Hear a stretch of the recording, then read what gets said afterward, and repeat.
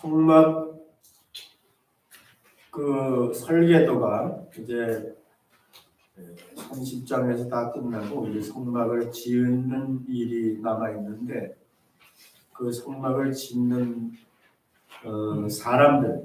사람들을 통해서 하나님이 성막을 지으시는데 오늘 본문에 보면은 이름이 나옵니다. 그 성막을 짓는 데 있어서 하나님께서 지혜를 주셔서 이제 그 성막을 짓는 대표적인 사람 둘 이름이 나오는데 부사라엘과 오홀리압이라고 써 있습니다. 이 두 사람이 다 한 것이 아니고 두 사람과 함께 이제 하나님이 주시는 지혜를 가지고 헌신된 사람들을 통해서 하나님이 말씀하신 대로 모세를 통해서 말씀하신 대로 성막을 짓는 겁니다. 성막의 이제 사이즈나 규격과 모양은 어느 정도 말씀하셨지만은 실제로 그것을 만드는 그 구체적인 것들 이런 것들은 이제 이 성막을 짓는 사람들에게 하나님께서 지혜를 주시고 또 저들이 연구한다고 했습니다. 연구해서 이제 성막을 만들어 가는 것입니다. 그렇게 해서 이제 성막이 다 완성되는 것은 출애굽기 40장 끝에 가면은 하나님께서 모세에게 명하신 대로 다 지었다라고 이제 하면서 출애굽기가 끝나는 것을 볼 수가 있습니다. 이 두 사람은 이제 많이 들어서 우리가 유명하기 때문에 다 알고 있는 인물입니다. 어떻게 보면 이 사람들이 하나님께 헌신돼서 쓰임 받는 것 같이 보이지만은 사실은 자세히 성경을 보면은 이 사람들도 하나님께서 이미 예비해 놓으신 사람들입니다. 그래서 지명하여 불렀다는 것은 하나님께서 그동안 이 성막을 지을 수 있는 사람들을 예비해 놓으셨다가 때가 되니까 그들을 지명하여 앞장서서 그 일을 해 나가게 하셨다는 사실을 알 수가 있습니다. 근데 여기 지금 이름을 두 사람의 이름을 얘기를 했는데 그 히브리 사람들에게는 이름이 다 의미를 가지고 있습니다. 그냥 이름을 즉흥적으로 짓기보다는 기도하는 가운데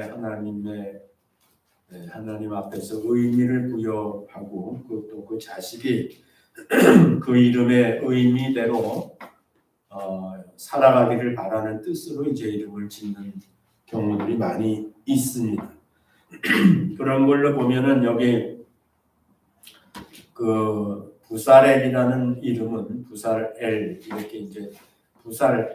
이렇게 띄어서 읽을 수 있는데 그 부살이라는 것은 그림자라는 말입니다. 그림자, 그늘 혹은 그림자 이렇게 그 뜻을 갖고 있는 말인데 엘은 두말할 것도 없이 이제 하나님입니다. 하나님 하나님인데 그래서 그 부살엘을 합쳐서 보면은 하나님의 그림자 이렇게 이제 알 수가 있습니다. 하나님의 그림자.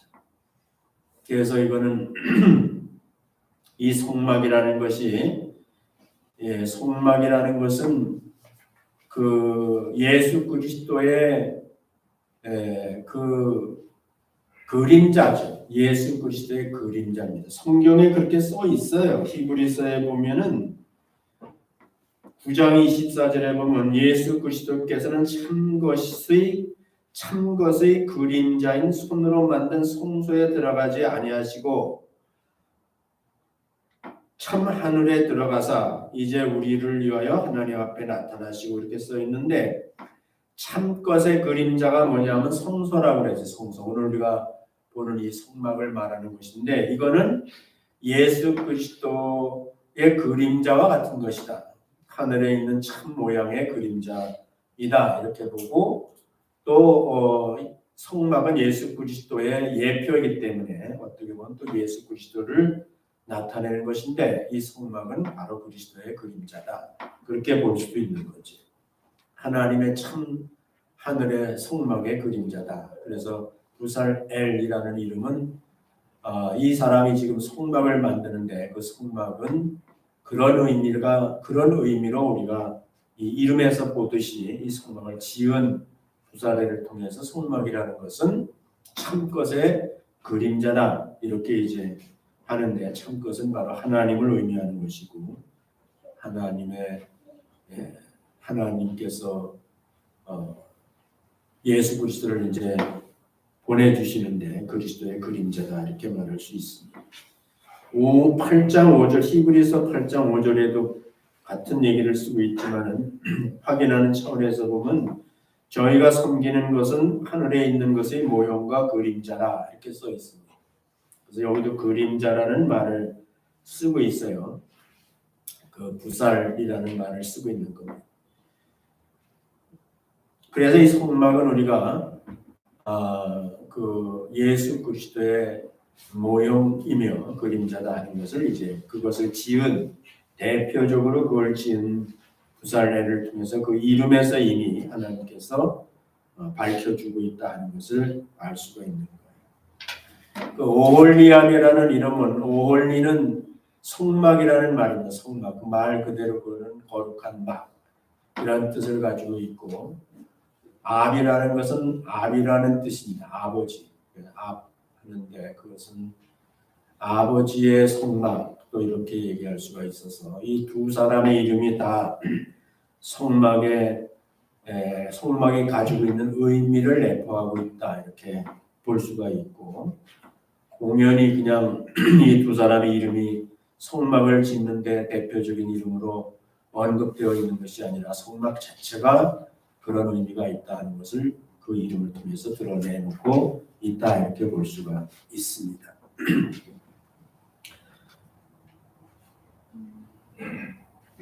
근데 여기 이제 훌의 손자 이렇게 소개를 하고 있는데 이 훌이라는 사람은 유다 지파입니다. 유다 지파의 훌의 손자 부살엘 이렇게 소개를 하고 있는 데는 또 의미가 있죠. 그래서 유다 지파라는 것은 이스라엘 12지파 가운데 나중에 보면은 하나님께서 왕의 지파로 택하십니다. 왕의 지파로 택하시게 되는데 그래서 다윗도 유다 지파에 속하게 됐죠. 근데 거기 훌이라는 그 이 부살엘의 할아버지죠. 할아버지는 다 아시는 대로 그 모세가 그 여호수아를 통해서 아말렉과 전쟁할 때에 모세는 산 위에 올라가서 두 손을 하늘로 올렸다 그랬죠. 그랬더니 이제 여호수아가 이기고 피곤해서 두 팔이 밑으로 내려오니까 여호수아가 졌다 그랬습니다. 그래서 이제 두 사람이 아론과 훌이라는 사람이 모세의 두 팔을 이쪽 저쪽에서 받쳐 들었더니 해가 지도록 이제 이스라엘이 전쟁에서 이겼다 이렇게 있는데 거기에 그 나타난 훌이라는 사람이 바로 여기서 얘기하는 훌과 동일 인물입니다. 그러니까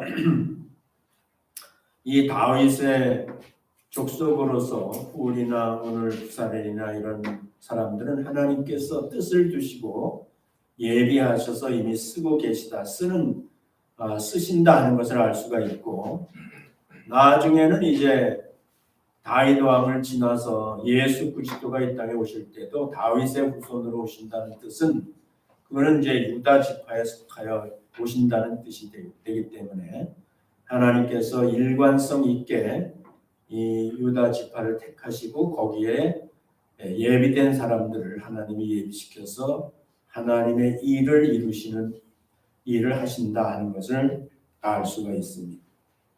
단 지파는 이제 그 후에 많이 언급되는 부분이 없지만은 이 단 지파는 조력자입니다. 옆에서 돕는 역할을 하고 또 사람들을 가르쳐서 교육시키는 일들도 하고 이런 역할을 하는데 단 지파는 이제 야곱의 12아들 중에서 그 몸종들이 있는데 몸종을 통해서 4명의 아들을 낳게 되는데 그 첫 번째 낳은 아들이 단입니다. 그거는 그 라헬의 몸종 비라가 처음 낳은 아들이 다니엘이에요. 그래서 크게 둘러 나누면은 종들의 아들이 있고 또 본처들의 아들이 있는데 어떻게 보면 다윗은 본처들의 아들의 대표격을 의미할 수도 있고 다는 종들이 낳은 그런 자식들을 대표할 수도 있는데 이 두 어떻게 보면 계급과 같은 그런 양년의 그런 사람들이 함께 주님의 성막을 짓는 데는 함께 지어가는 것을 볼 수 있다 이렇게 생각하면은 나중에 이제 기독교 시대가 됐을 때도 유대인이나 이방인이나 차별하지 않고 다 하나님 안에서 예수 그리스도 안에서 하나님의 성전으로 지어져 간다는 것을 보면은 아마 미리 하나님께서 그런 의미를 예고하신 것이 아닌가 하는 생각을 할 수도 있습니다. 그건 우리가 그냥 생각하는 겁니다. 그렇다고 성에 써 있는 것은 아니니까 우리가 그렇게 생각을 할 수 있다는 것입니다.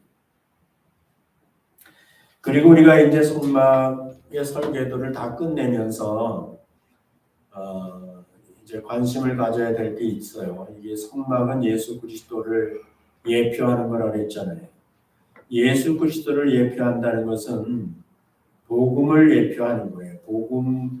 복음을 계시하는 거죠. 복음을 나타내 보여준다 이렇게 볼 수가 있는 것인데 이 성막은 우리가 계속해서 보았고 또 때때로 제가 말씀을 드렸지만은 이 아이디어가 사람한테서 나온 게 아니에요.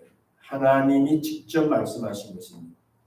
하나님의 오늘 지혜란 말을 쓰는데 고린도전서에 가면 이 복음을 하나님의 지혜라고 부릅니다. 지혜. 그래서 하나님의 지혜로 말미암아 주신 거라 말씀해 주신 것이 성막이라고. 모세의 아이디어가 아니에요. 전적으로 하나에서부터 열까지 다 그 출처가 하나님이십니다. 하나님께서 다 예비하신 거라고. 저들이 성막을 짓는 자료도 알고 보면은 그 사람들이 가져왔다 하지만은 그것은 애굽에서 나올 때 다 가져 나온 거 아닙니까? 그러니까 하나님께서 저들이 빈손으로 나오지 않게 하시고 출애굽할 때 애굽 사람들이 그 두려움을 가지고 그 유대인들이 나갈 때 이스라엘이 나갈 때에 많은 그 금과 은과 귀한 것들을 다 주었어요. 성경에 보면 주게 하였다 그랬습니다. 그 애굽 사람들을 감동시키셔서 저들로 하여금 이스라엘 백성들이 빈손으로 나가지 않도록 자기 주변에 그 애굽 사람들이 좋은 것들을 다 주었는데 그런 것들이 이제 성막을 짓는 자료로 쓰임 받게 되는 것이죠. 그러니까 사실은 하나님이 다 예비하신 거예요. 그리고 심지어 이미 말했듯이 오늘 이 부사렌이나 오홀리압을 중심으로 한 이 성막을 짓는 사람들도 보니까 하나님이 지명하여 불렀다는 말의 의미는 하나님이 이미 예비해 놓으셨다는 겁니다. 이미 예비한 사람들을 하나님이 부르신 거예요. 때가 되매 이제 저들을 부르셨어요. 그래서 하나님이 다 예비하신다는 거예요. 우리가 복음은 하나님께서 그런 거를 다 예비하셨는데 그런 모든 구약 성경에서 보면 하나님이 예비하시는 내용들이 얼마나 많이 있습니까? 이스라엘 백성들이 그 아브라함을 뭐라고 부르죠?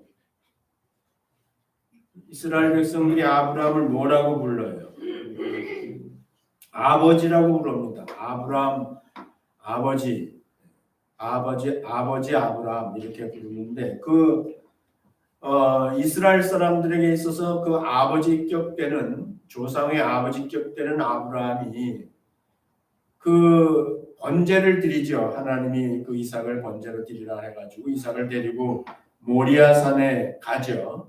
그 모리아산이라는 거는 오늘날 예루살렘입니다. 예루살렘이 모리아산이에요. 거기에 가서 3일 동안 걸어가서 부엘세바에서부터 걸어가서 거기서 이제 번제로 드리라 그렇게 이제 말씀을 하셨잖아요. 그런데 실제로는 이삭을 번제로 안 드리죠. 뭘 번제로 드렸어요? 예, 거기 보면 그 수양을 번제로 드렸는데 그 수양을 뭐라고 그러죠? 아브라함이 그 수양을 번제로 드리면서 뭐라고 그랬죠? 여호와 이레라는 말을 썼는데 여호와 이레는 무슨 뜻이라고요? 하나님이 친히 준비하시니라. 그 예비하시니라는 똑같은 말이에요. 그러니까는 하나님이 친히 예비하신 걸로 제사를 지낸다. 번제를 드린다. 그러니까 이스라엘 백성들이 절절하게 알아야 될 게 뭐냐면 반드시 깨달아야 될 게 뭐냐면은 우리 조상 아브라함 때부터 그 구원과 관계된 것은 이 이스라엘 백성들의 생명과 관계된 것은 다 하나님께서 예비하신다 하는 것을 잊어버리면 안 됩니다. 하나님이 예비하신 그걸 이제 아브라함을 통해서 이미 확실하게 하나님께서 가르쳐 주신 거예요.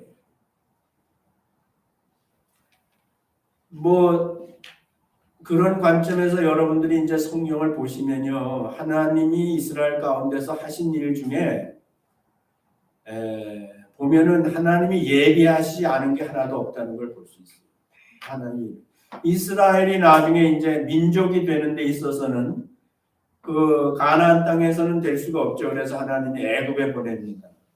애굽에 75명의 야곱의 아들들과 식구들이 다 들어가게 되는데 저들이 거기에 들어가기 전에 먼저 애굽에 누가 가 있었죠? 요셉이 가 있었어요. 요셉이. 그 요셉은요 형들에 의해서 팔려서 갔지만은 요셉은 나중에 뭘 깨달았죠? 하나님께서 나를 이곳에 미리 보내셔서 예비하셨다는 걸 알게 돼요. 뭘 예비해? 이스라엘 백성들이 가나안 애굽 땅에 들어올 수 있도록 예비하셨다는 걸 알게 됐어요. 그래서 형들을 원망하지 않아요. 하나님의 섭리에 의해서 하나님이 자기 민족을 위해서 자기 골육을 위해서 자기를 예비했다는 것을 알게 됐을 때 그가 개인적으로 뭐 형들한테 원한을 갖거나 그러지 않습니다. 그런 식으로 보면은 결국은 하나님께서 이스라엘을 위해서 이스라엘의 구원을 위해서 얼마나 주도 면밀하게 미리 예비하셨다는 걸 알 수 있어요. 나중에 이스라엘이 왕정 시대를 맞이하게 될 때 왕을 구했을 때 초대 왕으로는 사울이 왕이 됩니다. 베냐민 지파 사울이. 근데 사실은 하나님이 사울 말고 예비하신 왕은 누구냐면 다윗이에요. 근데 다윗을 예비하실 때 다윗이 나중에 고백을 하죠. 하나님이 자기를 언제부터 이스라엘의 왕으로 예비하셨냐면 정하셨냐면은 목자일 때 어려서 아직도 목동의 일을 할 때 이미 하나님께서 자기를 정하셨다는 것을 알 수 있어요. 그래서 다윗은 항상 하나님께 자기 인생에 대한 고백을 할 때는 내가 양치기로 있을 때 양을 몰 때에 하나님께서 나를 택하셨다 이렇게 얘기합니다. 그런 관점에서 보면은 지금 유다 지파의 줄기를 이어서 볼 때에 예수 그리스도가 진짜 하나님이 예비하신 분이시죠. 하나님이 온 이스라엘뿐만 아니라 인류를 구원하기 위해서 하나님이 미리 예비하신 것은 예수 그리스도입니다. 뭐 에스더도 있고 마리아도 있는데 다 보면은 어떤 관점에서 그들이 등장하냐면 다 하나님이 미리 이스라엘을 구원하시기 위해서 예비한 관점에서 등장하는 걸 볼 수 있어요. 에스더는 다 알잖아요. 에스더가 그 아하수르의 왕의 사랑받는 왕비가 되었잖아요. 근데 하만이 이스라엘 백성들을 시기해서 유다 백성을 다 죽이기로 작정을 해놨는데 모르드게가 그것을 알고는 이제 에스더한테 가서 왕에게 이 문제에 대해서 얘기를 해달라고 부탁을 했더니 왕이 나를 부른 지가 한 달도 넘는데 내가 함부로 나갔다가는 죽을 수밖에 없다 이렇게 얘기하니까 뭐라 그랬어요? 네가 오늘날 그 자리에 있는 것이 너를 위해서 그 자리에 있는 것이 아니라 하나님께서 다 예비하셔서 오늘 때를 위해서 너와 네 민족의 구원을 위해서 하나님이 너를 그곳에 있도록 예비하신 것이다. 라고 모르드게가 이제 일깨워줬죠. 깨닫게 해준 거예요. 그랬더니 에스더가 깨달았어요. 아, 내가 그렇구나 해서 이제 죽으면 죽으리라 하고 이제 왕 앞에 나갔지만 죽지 않지.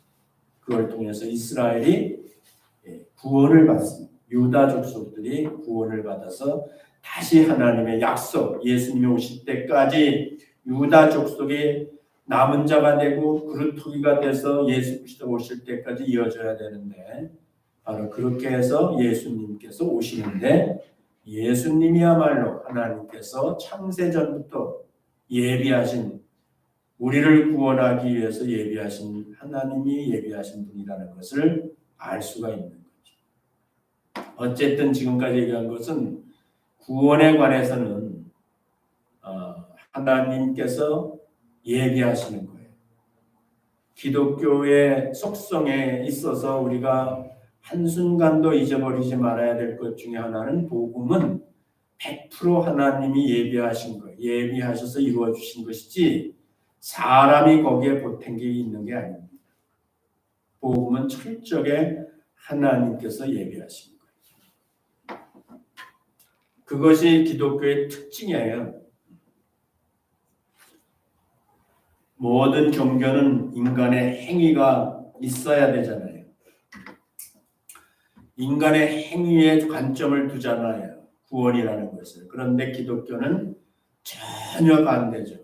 기독교는 거꾸로 인간의 행위의 관점을, 구원이 인간의 행위의 관점에 두는 것이 아니라 오직 하나님의 관점에서 하나님이 구원을 이루어 주시는 것으로서 성경은 우리한테 관점을 갖게 하는 거예요.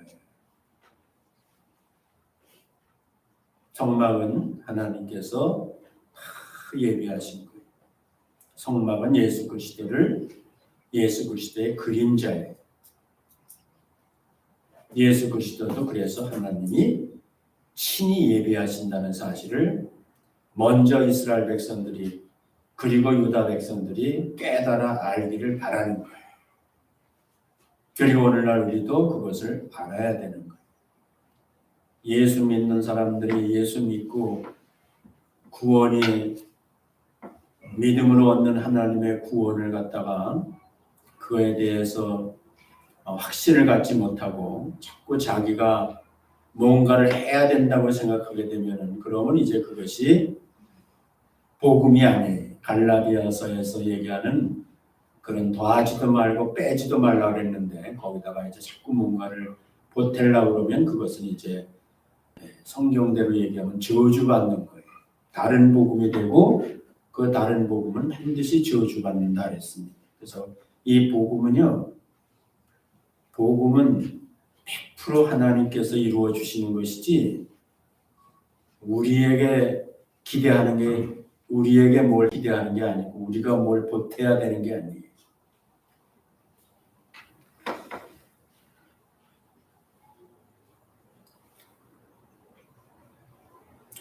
그 다음에 하나 더 살펴야 될 거는 뭐냐면은, 결국은 오늘 부살엘과 올리압도 이스라엘 백성들 위해서 예비하셨다가 때가 되니까 저들을 주신 거예요. 예비하신 것을 주신다고, 이루어서 우리에게 주시는 거예요. 근데 주시는데 거저 주시는 거예요. 거저. 값없이 은혜로 그냥 주시는 거라고. 하나님이 예비하신다. 또 하나님이 예비하신 것을 이루셔서 우리에게 거저 주신다. 예비만 하는 게 아니라 이루신다는 말이에요. 그걸 완전히 이루셔서 우리한테 거저 주시는 것이다.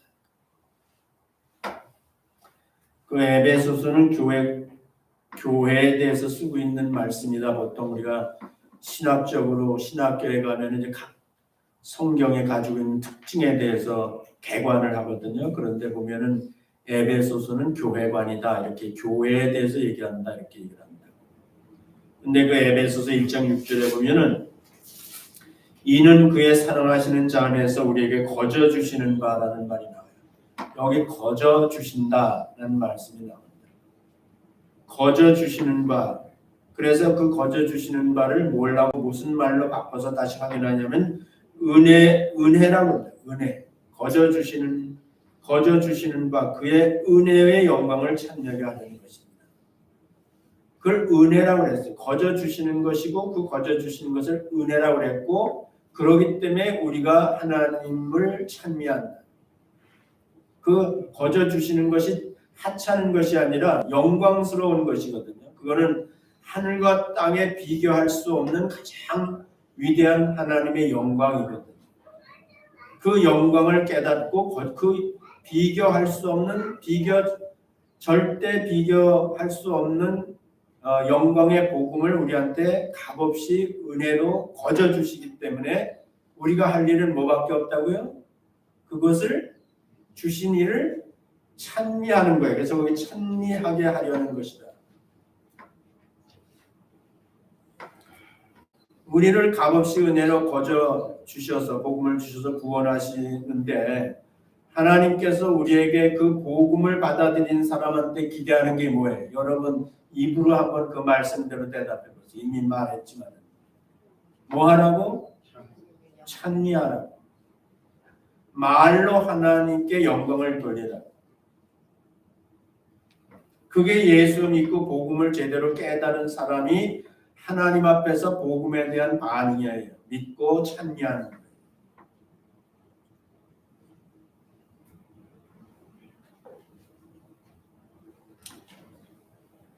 우리가 마음 급하게 이 오월리압과 부산엘 같은 사람들을 얘기하면서 어떤 분들은 우리가 교회에서 그러기 때문에 성령의 지혜를 얻어서 열심히 봉사해야 된다 하는 그 봉사하는 일로 우리가 일꾼으로서 하나님의 교회 안에서 맡은 일들을 해야 된다는 일로 그런 목적으로 이 말씀들을 이렇게 설교하거나 적용시키는 경우들이 참 많이 있어요.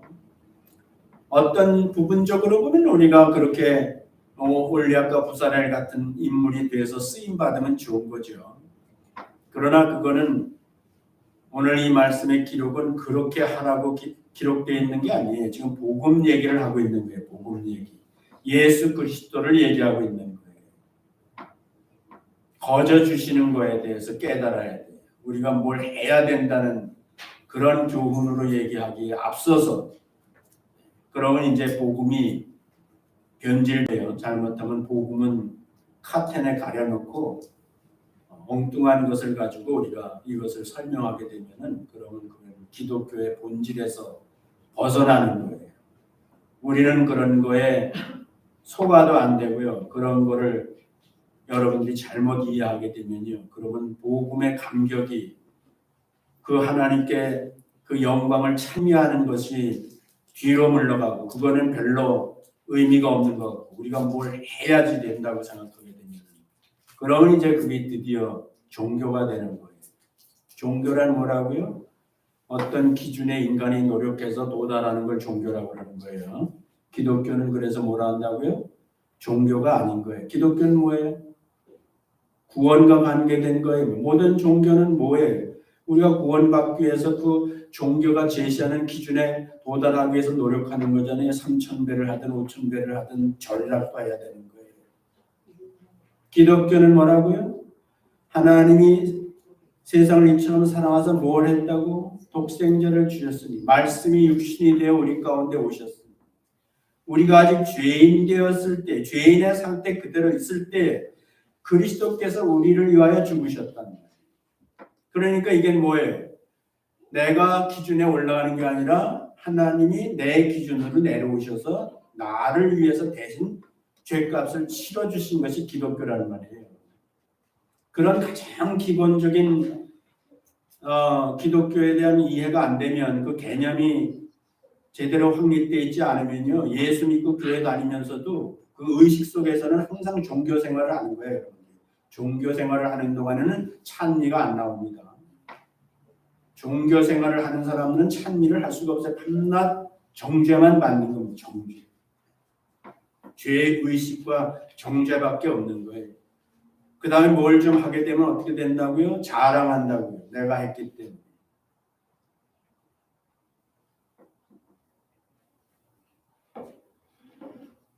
그런 어떻게 보면 단순하지만도 어떻게 보면 가장 기본적이고 그리고 본질적이고 이런 내용들이 아주 확실하게 예수 믿는 사람들에게는 확립이 돼 있어야 되는데 그런 것들을 쉽게 넘어가고 우리가 뭘 하는 것에 대해서 어떤 성취와 생산적인 그 결과에 대해서만 자꾸 얘기를 하다 보면은 그러면 그게 이제 복음을 가리는 거예요.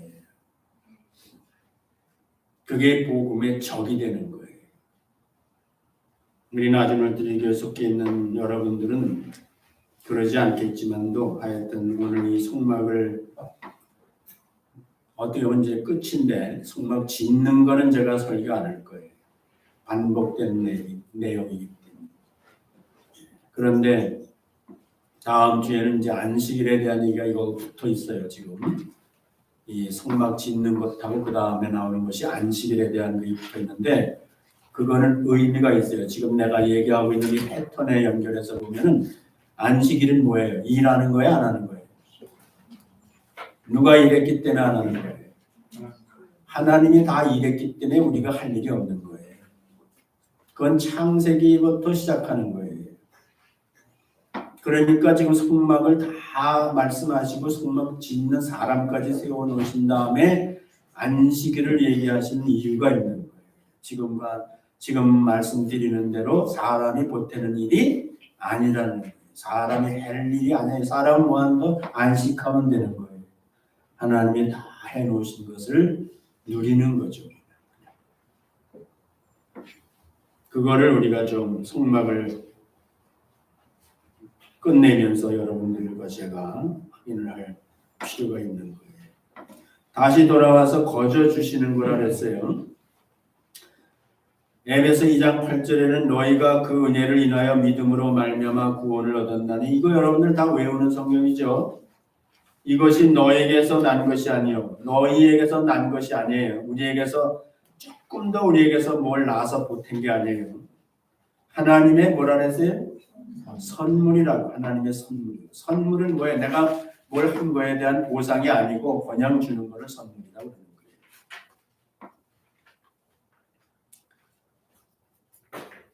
내가 하루에도 2번, 3번씩 선물을 받아요. 집에서.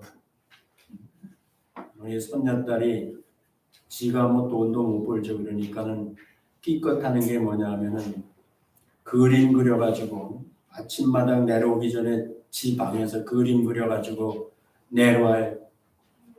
그럼 내가 이제 식탁에 앉아있죠. 그러면은 눈 감아 그래요.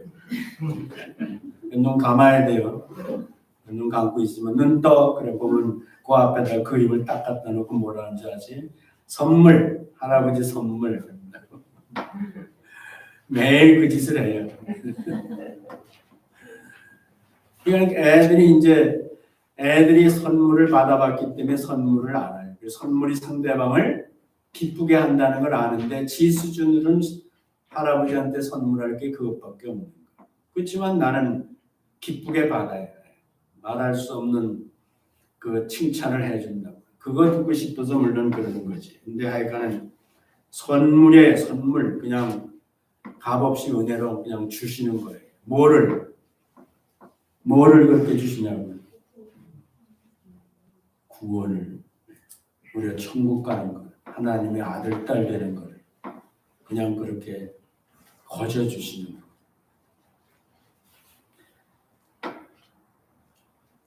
이게 얼마나 중요한지 그 성경 구절들을 다 보면 뒤집어서 확인하고 바로 확인하고 계속 확인해요. 그래서 지금 이것도 선물이라 해놓고는 그 뒤에 뭐라 그러세요? 행위에서 난 것이 아니니 행위에서 난 것이 아니니 내가 종교가 아니란 말, 내 종교적인 행위에 근거한 것이 아니란 말. 행위에서 난 것이 아니니 이는 누구든지 무엇 못하게 자랑치 못하게 하려 합니다. 기독교의 속성 가운데 아주 중요한 것이 뭐냐면은 자랑하지 않는 거예요. 이거는 이제 빗나갈 수 있는 얘기이기 때문에 그냥 한마디만 얘기하고 끝나면요. 예수 그리스도와 사단과의 비교를 통해서 확실하게 구별하는 게 뭐냐면요. 사단은요 항상 자랑하는 거예요. 사단은 자랑하는 거예요. 예수 그리스도는 겸손한 거예요. 자랑하시지 않는 거예요. 그게 이제 확실한 구별이에요.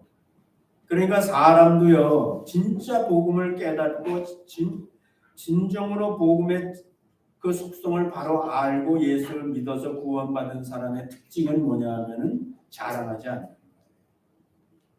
자랑하지 않는다. 그렇지 못한 사람의 그 복음이 제대로 작동하지 않고 있다는 증거는 뭐냐면 자랑하는 거예요. 교회 안에서도 자랑해요. 목사들끼리도 자랑해요. 교회 숫자 갖고 자랑하고 건물 갖고 자랑하고 헌금 가지고 자랑하고 그거는 복음을 제대로 깨달아 믿었다고 볼 수가 없습니다. 여러분들이 여러분 자신을 항상 견제해야 되는데 그게 뭐냐면은 내가 진짜 하나님이 거저주신 이 영광스러운 복음, 이 비교할 수 없는 절대 가치의 복음을 내가 진짜 깨달아서 믿고 있는 사람이라면 나는 자랑할 게 없다. 거기서부터 시작된 나머지 것들도 자랑할 게 아니라 우리가 뭐 주님 안에서 열심히 뭘 했다고 해서 그것이 자랑이 되는 게 아니라 그냥 예수님이 말씀하신 대로 하루 종일 바깥에서 일하고 돌아온 종이 다시 허리에 수건을 두르고 주인이 밥 먹는 상에서 시중 다 드는 거예요. 그리고 무익한 종이라고. 그러고도 나는 그냥 내 할 일을 한 것뿐이라. 그렇게 가르치셨어요. 예수님이 제자들한테. 장차 너희가 엄청난 그런 일들을 한다 하더라도 그와 같은 종의 태도를 가져야 된다. 자랑하는 게 아니에요. 자랑치 못하게 하려 함이라. 뭐에 대해서? 복음에 대해서. 그리고 복음을 제대로 깨달은 사람은 자랑하는 게 아니에요.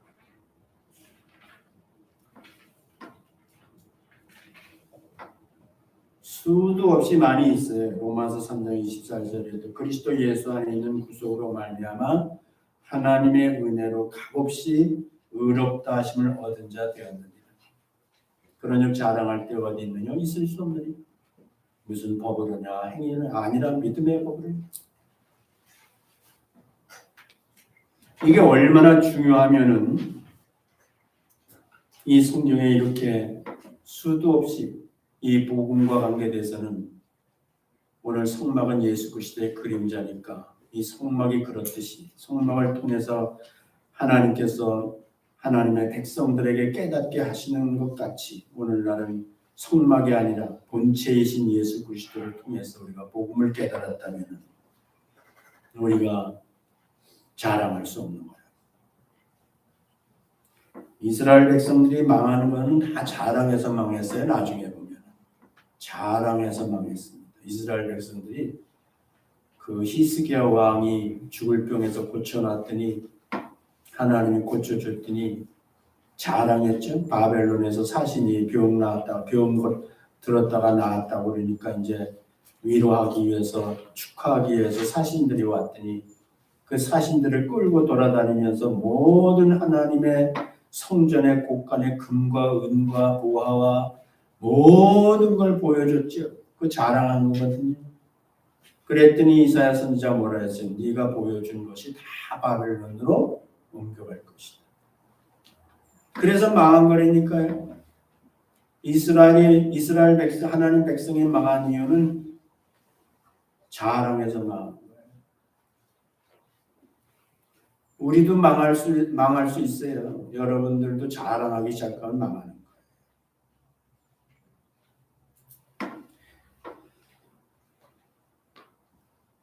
그렇게 예비하셔서 거저 주시는 거예요. 거저 주시는 거예요. 다 그냥 값없이 은혜로 거저 주신다는 사실을 우리가 잊어버리면 안 된다는 거예요.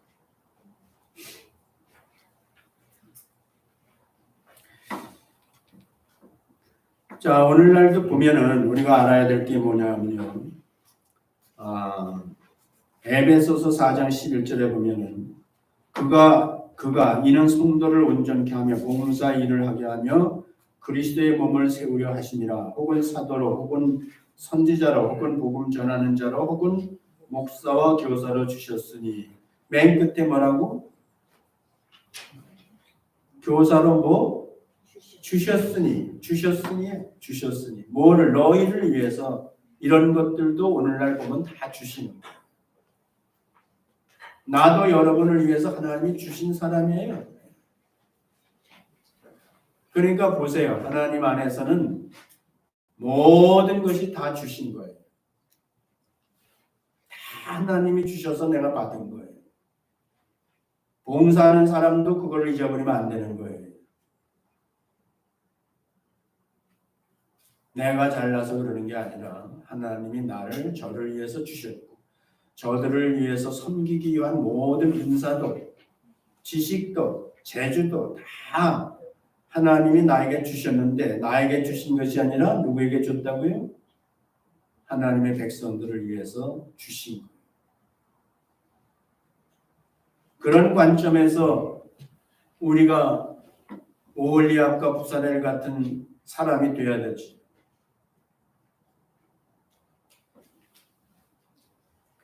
고린도전서 4장 7절도 보니까 누가 너를 구별하였느냐 내게 있는 것 중에 받지 아니한 것이 무엇이냐. 따지는 거예요. 지금 따지는 거예요. 내게 있는 것 중에 받지 않은 것이 무엇이냐는 거예요. 누가 봉사하려면 하나님의 공급하시는 힘으로 하는 것 같이 하라. 오늘날도 우리가 이 원리에 따라서 기독교의 속성에 따라서 우리가 뭘 할 수 있다면 한다면은 그것도 다 하나님이 주시는 힘으로 하는 거예요. 힘으로 하는 거예요. 이는 범사의 예수 그리스도로 말미암아 하나님이 영광을 받으시게 하려 함이니. 하나님께 영광이 되려면은 내가 뭘 한다고 생각하는 것이 아니라 모든 것이 다 하나님이 주신 것으로서 한다는 관점에서 할 때에 하나님께 영광이 돌아가는 거예요. 하나님께 영광을 돌린단 말이에요. 사람한테 영광을 안 돌리고. 당신에게 사람들이 살해하는 것이 아니라 당신을 통해서 하나님이 나에게 허락하신 것에 대해서 하나님께 감사하고 영광을 돌리게 하고 나는 사람들로 하여금 하나님께 영광을 돌리게 하는 화살 표시가 되면 사인을 한 존재라는 것. 이는 범사의 예수 그리스도로 말미암아 하나님이 영광을 받으시게 하려 함이니 그에게 영광과 권능이 세세에 이르도록 있느니라. 아멘.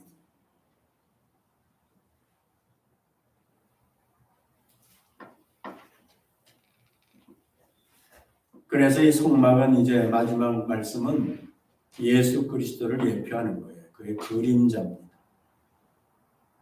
그러면 실제로 예수 그리스도는 이 땅에 하나님이 예비하신 대로 오셔서 이루신 것이 뭐냐 하면은 그게 복음이에요. 복음을 이루셨다. 예수님이 친히 속막도 되시고 제물도 되시고 제사장도 되시고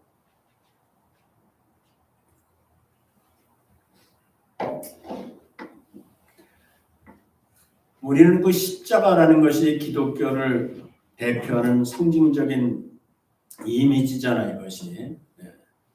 근데 이 속막을 지금 그림을 이제 못 봐서 그러긴 하는데 우리가 이제 그 정리를 해보면 맨 동편에서부터 들어가면 첫 번째 만나는 게 뭐라고요? 기억을 살려봐요. 동편의 문으로 이렇게 들어가잖아요. 그럼 첫 번째 뭘 만나요? 물두멍은 두 번째. 번제단을 만난다. 번제단을 만나요. 이 번제단을 노수로 만들었는데 이게 부살렐이 만들었다고 써 있어. 역대하 1장에 보면은 솔로몬이 솔로몬이 왕이 됐잖아요. 거기에 보면은 훌의 손자 부사렐이 만든 번제단에 이 솔로몬이 1천 번제를 드렸다고. 이게 이스라엘 역사를 바꿔놓는 사건이에요. 이 번제단에서 1천 번제를 드렸더니 하나님께서 감동하시고 솔로몬에게 나타나시는 거예요. 그때 솔로몬이 무엇을 줄까 했더니 솔로몬이 지혜를 달라고 해가지고 하나님이 지혜를 주셨습니다. 그것으로 이스라엘을 세웠습니다. 이스라엘을 세계 최대의 국가로 만들었습니다. 하나님이 주신 지혜로 말이야. 그래서 이 번제단이 있고, 여기가 좀 삐뚤어한데 번제단이 있고 그 다음에 뭐가 있어요? 직선으로 가면 물두멍이 있어요. 자, 이제 성막 안으로 들어가면은 갈라져요. 양쪽으로 갈라져요. 한쪽에는 뭐가 있어요? 오른쪽에 뭐가 있어요? 떡덩어리가 있고 한쪽에는 금등잔이 있어요. 그리고 그 앞에 직선으로 또 가면 뭐가 나와요? 번제단, 형단이 나와요. 형단이. 그리고 지성소에 실제로 들어가면 아무것도 없다 그랬죠. 딱 정면에 하나 있죠. 그게 뭐예요? 언약궤고 언약궤를 덮은 속죄소가 있는 거예요. 그러니까 이게 기구가 배치되어 있는 거를 연결하면 뭐가 나와요? 직선으로 수직으로 이렇게 되고 그 다음에 양쪽에 있는 건 뭐밖에 없어요? 떡상과 금등잔밖에 없어요. 그래서 이게 알고 봤더니 성막도 그 이미지가 있는 거예요. 거기에 보면 숨어 있는 이미지가 보니까 십자가. 괜히 하나님이 여기 놔라 저기 놔라 그러신 것이 아니라는 거예요. 결국 십자가를 드러내는 거예요. 예수님이 사람으로 왔다 그랬죠. 사람이 뭔지 아세요? 사람? 여러분 사람이 이렇게 하면 뭐가 돼요? 이렇게 하면 뭐가 돼요? 십자가가 되는 거예요. 사람이 옆으로 벌리면 다리도 벌릴 수 있지만은 사실은 우리가 양팔을 벌린다. 그런 인간이 십자가예요. 사람이 십자가입니다. 십자가가 먼저 있는 게 아니고 사람이 십자가이기 때문에 십자가를 못 박는 거예요.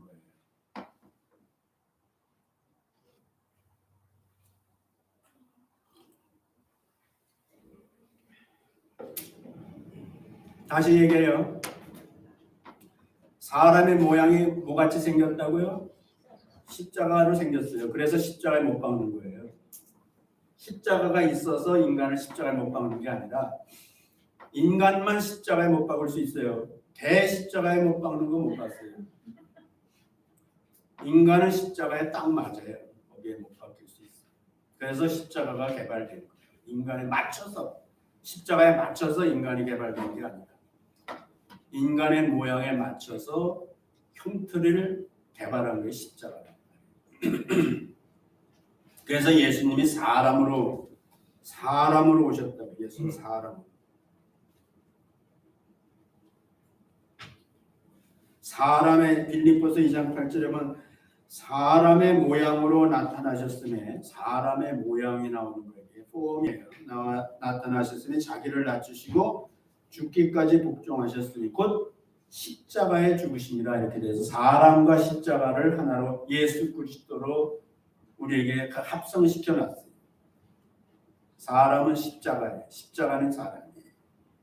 예수님이 사람으로 오셨기 때문에 십자가에 못 박혀 죽으셨어요. 우리를 대신해서 사람을 대신해서 예수님은 십자가에 못 박혀 죽으신 거예요.